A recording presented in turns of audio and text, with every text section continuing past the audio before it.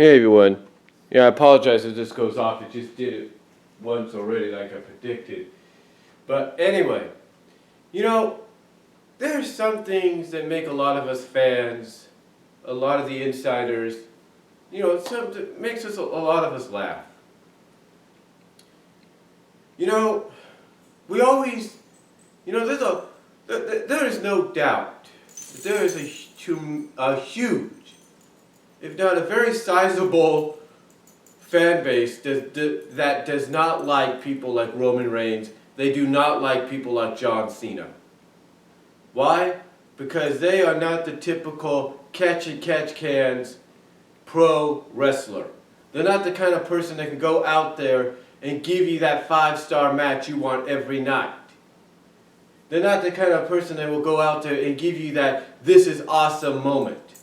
They're not that kind of person that will go out and wrestle pure wrestling for 45 minutes to an hour, if not an hour and a half. But there's something we have to realize about guys like Reigns, guys like Cena, Orton, Sheamus, that in a sense, even though three of those guys, along with Triple H, the Schleg Daddy, Jeff Schiegel at OTR Central, will call the Breakfast Club, let's be honest, a majority of those guys, with the exception of Roman, are Vince McMahon guys. It's the truth. The Vince McMahon guys. They're not Triple H, they're Vince McMahon. And true, some might say, well, Roman's a Triple H guy. Yeah, Triple H had a lot to do with him getting noticed, being brought up. But Vince McMahon obviously is taken over in that perspective. Now, it looks like Triple H has probably had some discussions with Vince and try to smooth it out to where he's basically made Vince realize, hey, this guy needs more seasoning, he needs more time before we can get him up to that upper echelon of being champion. Now, numerous reports have come out that he could probably end up being champion next year at WrestleMania 32. But it looks like that might happen a lot sooner. You see, we all know, hold on for a sec.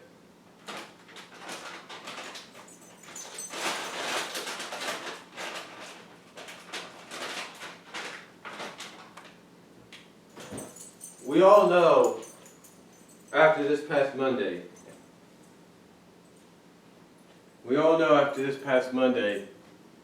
that Roman Reigns is going to face Seth Rollins for the title. And it's presumably going to be a Survivor Series. Now, there's a lot of speculation that Ambrose will cost Reigns the match and turn heel. That could happen. But after Monday, it's almost an option, a strong possibility and option. It won't be Ambrose, it'll be Owens. And that would lead to an Ambrose-Owens feud down the line. But with that said,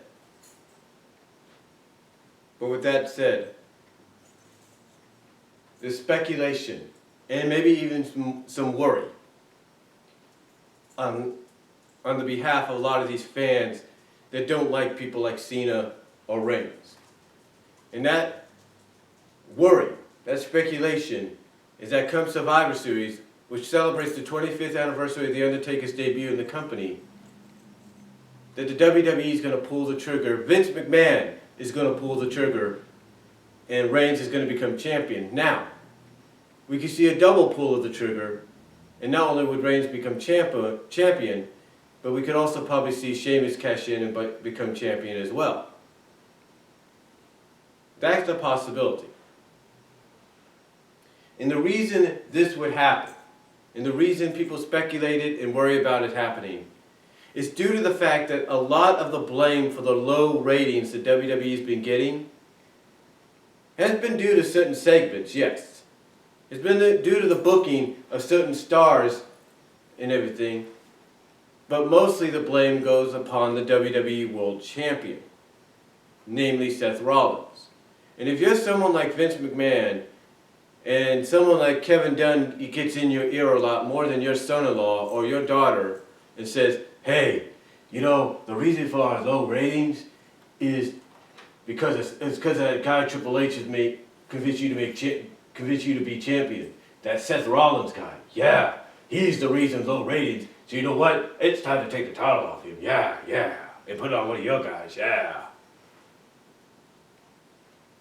When you have someone like that, and that's just my opinion, in the ear of the chairman more often than the chairman's own son-in-law or daughter, then you pretty much know that he's going to believe what he says more than his own flesh and blood, or even more than his own son-in-law, that knows what it's like to be in the ring, knows what it's like to pay dues, and knows what it's like to give the fans what they want, and that's fresh new faces. He knows that.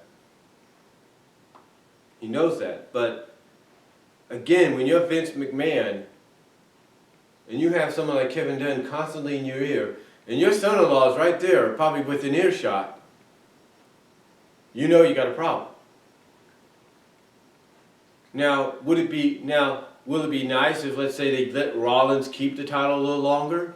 Maybe let him drop it to someone that's more deserving, that's more ready, that has that complete package, if you will? Absolutely. I know there's a lot of Cesaro fans of Cesaro. You know, Claudio Castagnoli. I'm sorry if I pronounced his name wrong. Claudio Castagnoli. Cesaro. I know a lot of people that would love for him to be the champion. I know a lot of people would love for Daniel Bryan to come back and be the champion. And even Kevin Owens. But here's the problem. As much as we would like some of those guys, if not others, to be the champions, to be the ones to dethrone Seth, if Vince McMahon has the final say, it's going to be someone he feels has the look. Not only has that look that defies what a WWE superstar and champion should look like, but is someone that he believes is a true WWE Vince McMahon guy. And what I mean by true WWE Vince McMahon guy is someone that doesn't have any indie experience. Hear me out. Now you might say, well, didn't John Cena have a bit of indie experience when he was with UPW? Yes. Yes, he did. Somewhat similar when he was with OVW. Problem was, both those territories of indie promotions were connected to the WWE as developmental brands or developmental promotions. In other words, they were the NXTs before there was NXT, if you catch my drift. Production-wise, no, but they were still the NXT of WWE at that time before there was an NXT. They were kind of like what the USWA, when they became Power Pro Wrestling became. They became basically the breeding ground of WWE. That's basically what they were. They were the feeding system. They were the farm system. It's like you take a guy, like let's say, let's say you take your top prospect or your top draft pick in the NBA draft or the NFL draft or the Major League Baseball draft, and you decide, okay, you're good, but you're not good yet. Let's send you to the Arena League, or let's send you to NFL Europe, or let's send you to Canada, the CFL, to hone your skills there, to hone your skills and everything there, and then when you're ready, we'll bring you up, we'll bring you to the team. We'll bring you up, we'll bring you up and you'll be on the roster, you'll be on the team. It's sort of something like that. Basically, from an NFL standpoint, it'd be like being on the practice squad. That's what it was like for people like Cena. But a lot of fans don't realize that. They don't realize that that was kind of indies, but it was basically the practice squad, UPW, and what UPW and then OVW was sort of like the stepping stones. UPW was the practice squad. OVW was like getting sent to NFL Europe or being put on the NBA D League to kind of, help you hone your skills before you get brought up to the big time. But you see a lot of fans don't see that because they look at that history, they see the connection to WWE, and they see that all this time John Cena was nothing more than a WWE guy from the beginning. He was a Vince McMahon guy as soon as he got brought up. And that is true. He was. He was. Same with Randy Orton, same with Triple H. Yeah, Triple H had time in WCW and everything, but when he came to WWE and started to evolve, he became not just himself, but in a sense he became a Vince McMahon guy. The point is, they all have that look that sold. They all have that look that made them stand out in the crowd. Like let's say you're going to a bar and all of a sudden, and you're like bumping into somebody and let's say it's Steve Austin, okay? You'd be like, oh my God, you're Stone Cold Steve Austin. But in Vince McMahon's eyes, if you go into a bar and you bump into a Seth Rollins, you're like, at first you'd be like, do you work for that company down in Nashville? I mean, I know you're a wrestler, but, you see, that's how Vince McMahon sees it. And to him, if you don't have that look to make you stand out in the crowd, like let's say you go to Walmart and John Cena comes into the store and he's standing right in line and you're checking him out, you're like, you're John Cena. And everybody else who's not even a wrestling fan goes like, that's John Cena. It has that appeal, it has that look, which is why Vince McMahon, according to sources, looks at a Roman Reigns in that way, has always looked at a John Cena and a Randy Orton in that way, because they have that look and appeal that makes them stand out. Which is why, as some fans would put it, Vince McMahon now is pressing that panic button because he wants someone that's going to get attention for the company. He wants someone that's going to stand out in that crowd. He wants someone that is the kind of champion that he feels needs to be champion, needs to be the face of that company, needs to be the true future. I mean, I'm sure he has nothing against Seth Rollins. But the only thing, again, with someone like Kevin Dunn in his ears, he doesn't see Seth Rollins as much as a draw anymore. And probably either Survivor Series, if not later on or whenever, he's pretty much saying, okay, Seth, you've had your fun. Hunter, Steph, you've had your fun. Now I'm back in charge. Now I'm back in the driver's seat. Now we do things my way. And that could happen. And again, that's what's got a lot of fans kind of speculating and worried that at Survivor Series, Reigns is going to do it. A lot sooner than WrestleMania. But here would be the positive, though. Here would be the positive. Reigns, here would be the positive, and this is the one thing. It's the one thing that I think everybody would agree on, whether you like Reigns or you don't. Reigns seems to be the kind of guy that's more acceptable of turning heel than a John Cena. He's more acceptable of being the bad guy. He's more acceptable of being the guy that will embrace that hatred and throw it back at the fans. You know, he's that kind of guy.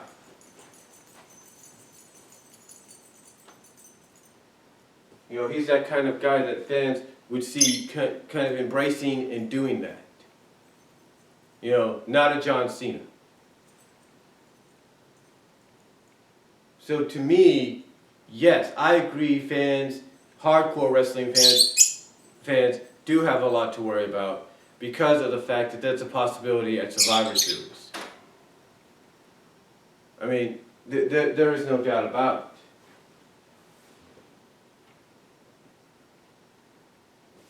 There is no doubt about it that that's a possibility.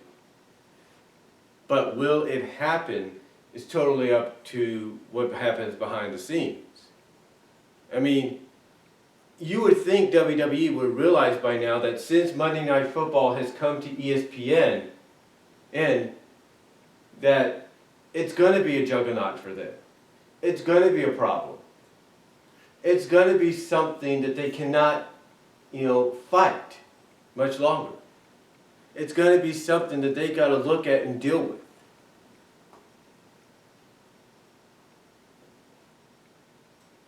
They got to figure a way around it. I mean, if I'm WWE, as crazy as this might sound, I would tape delay Raw. I would basically record it live and not air it until later on.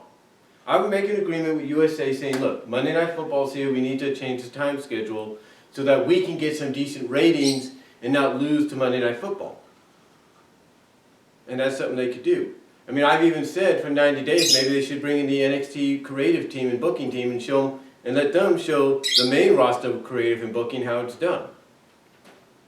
But again, we just have to wait and see what happens. But getting back on point here, I understand how fans feel. You have a lot to worry about. But again, the positive of maybe Reigns becoming champion is he's more willing to be the bad guy. He's more willing to become the heel, to take that hatred and disdain the fans have for him and throw it back. I mean, I see him as being a guy. You know what I see here? With this being such a huge event, Survivor Series, 25 years of Undertaker, you know what I see here? I see a similarity to 1998 Survivor Series. Just when you think one guy's on your side, he ends up showing his true colors and going to the side you disdain. Think about that. We could be in a very similar situation right now, where Roman Reigns is in his probably final few weeks, final month as a babyface. And come Survivor Series, you can have him against Seth Rollins and make it look like the Authority is going to help Seth, but in the end, they're going to turn against Seth, and Roman's going to be the guy. That's a possibility too. And again, that goes back to the fact that even though there are fans that don't want Roman as champion, because even they will say that even though he's improved, he's still a little green. That's the kind of hatred you could have. But as much as fans will say that even now, the positive is he's the kind of guy that could take that disdain and throw it back at them as a heel. So that's why when think about it right now, it's very similar, if not eerily similar in a sense. No, there's no tournament or anything, but it's very eerily similar. I mean, there's always talk of them wanting to turn Seth Rollins babyface. And there has been indications, even on the commentary and all that, and even on the commentary and stuff, that he has shown some babyface qualities. But, will it happen? Will they pull the trigger? Will Vince McMahon pull the trigger, say, hey, okay, you're champion now, but will they also pull the heel trigger and say, now you're a heel as well? We'll do the double switch. We'll swerve them. Will it happen? You see, as much as we may not like it, it could happen. I mean, like I said, whether there's a negative, there's a positive. And that negative being, with him being champion, the positive being, he's going to become the heel. And he's going to be the heel you want to see lose. He's going to be the kind of heel you want to see a John Cena actually beat. That you would rather favor a John Cena over a Roman Reigns. And that's crazy. And there's so much potential you could get out of it too. But, going back to what I was saying, when one thinks about it,